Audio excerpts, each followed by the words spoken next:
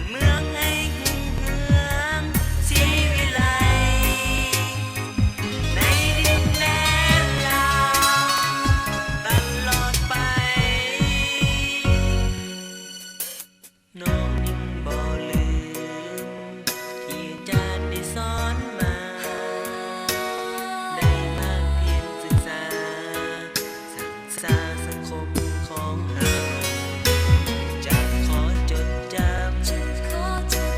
คำสอนของครูน้องยังคงอยู่เก็บรักษาไว้ในใจตลอดไป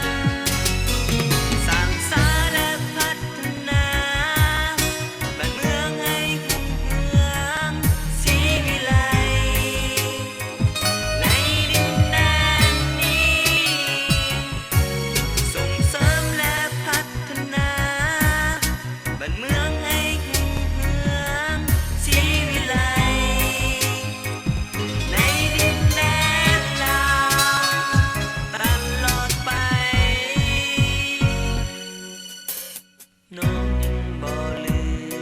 มที่อาจารย์ได้สอนมาได้ภาคเพียรศึกษาสังคมของเฮาจะขอจดจำคำสอนของครูน้องยังคงอยู่เก็บรักษาไว้ในใจตลอดไปเก็บรักษาไว้